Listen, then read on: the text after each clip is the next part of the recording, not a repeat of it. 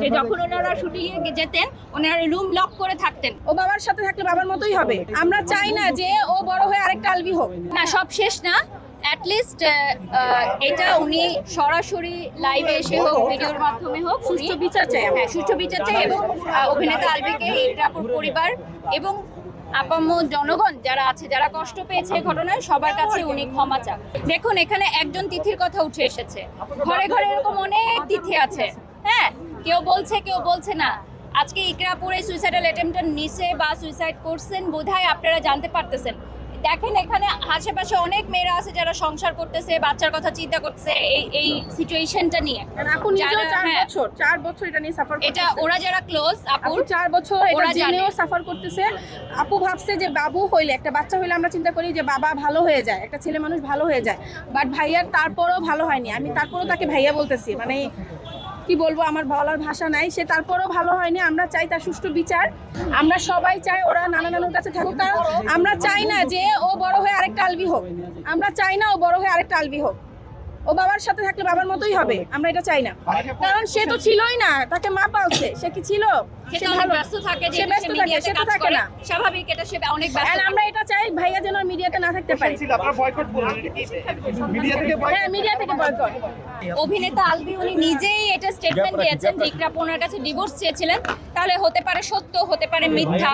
যেহেতু ইকরাপুর আইডিটা ডিসেবল করে দেওয়া হয়েছে এবং সেখান থেকে সকল তথ্য প্রমাণ মুছে দেওয়া হয়েছে, সো আমরা তো এখানে অনেক স্ক্রিনশট পোস্ট ভাইয়া করছিল। কিন্তু ভিডিওতে বলেছে আমি সব প্রমাণ দিব, কিন্তু আজ পর্যন্ত সে প্রমাণ দিতে পারে না। না, যেমন ওরা হচ্ছে ইকরাপুর সাথে রেগুলার কানেক্টেড। ওরা কিন্তু মেসেঞ্জার থেকে অনেক স্ক্রিনশট নেওয়ার জন্য প্রস্তুত ছিল, যেগুলো তারা প্রচার করবে বা আপুর কথা কিছু আসছে, ডিসেবল করে ফেলছে। কিছু কিছু কিন্তু আসছে যে উনি শেয়ার করছে। হ্যাঁ হ্যাঁ। এবং সেখানে ওই অভিনেত্রীর নামটাও ক্লিয়ারলি তার ওয়াইফ বলেছে যে এই অভিনেত্রীর সাথে অমুক জায়গায় তাকে দেখছে, অমুক সিচুয়েশনে তাকে ধরছে, এবং এটা নিয়ে অনেক ঝামেলা তাদের মধ্যে ছিল।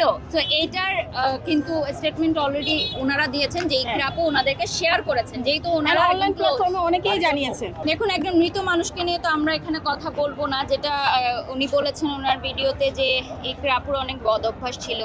তো এগুলো নিয়ে আসলে কথা বলার পিছনে যে মানুষটা মারা গেছে তার ভালো গুণ বা খারাপ গুণ আমরা এগুলো নিয়ে কিছু বলতে চাই না। আমরা জাস্ট এটুকুই বলতে চাই যে এটা সুষ্ঠু তদন্ত হোক, যে এটা হত্যা নাকি আত্মহত্যা। নাটক পাড়ায় যারা আছেন, যেসব প্রডিউসার, ডিরেক্টর, অ্যাক্টর, অ্যাক্ট্রেস এই বিষয়টা জানতেন, তারা কেউ আজকে মানববন্ধনে আসে নাই। তাদেরকে অনেকবার বলার পরেও একজনও আসে নাই, এবং কেউ সোশ্যাল মিডিয়াতে এটা কোনো একটা পদক্ষেপ নেয় নাই। এটার রিজনটা কেন নেয় নাই? তারা কি চায় এরকমই হোক? এরকম অনেকেই মারা যাক, তারা কি এটাই চায়? আমাদের মিডিয়ার মানুষদেরকে খারাপ বলে, ওরাই খারাপ বলবে। আমি মিডিয়াতে কাজ করে আসছি অনেক বছর, এখন আমি সোশ্যাল মিডিয়াতে কাজ করি। ওরাই খারাপ বলবে যে না, মিডিয়া সবাই মনে হয় এমন, তাই না? যেহেতু আমাদের অভিনেতাকে নিয়ে কথাগুলো উঠছে, ওরা সবাই বয়কট বলতেছে, অভিনেত্রীকে নিয়ে কথা জড়াইছে, এবং একজন ডিরেক্টর স্টেটমেন্ট দিয়েছে যে তার নাটকের শুটিং এ যখন ছিলেন, ডিরেক্টরের বউ স্টেটমেন্ট দিয়েছে যে যখন ওনারা শুটিং এ যেতেন ওনারা রুম লক করে থাকতেন ঘন্টার পর ঘন্টা। আপনারা দেখেছেন ওই ভিডিও? হ্যাঁ।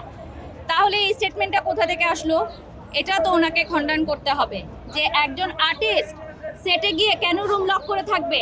কাজ আমরাও করেছি, কাজ অনেকে করে, কিন্তু আমরা তো রুম লক করে থাকি না কখনো। আমাদের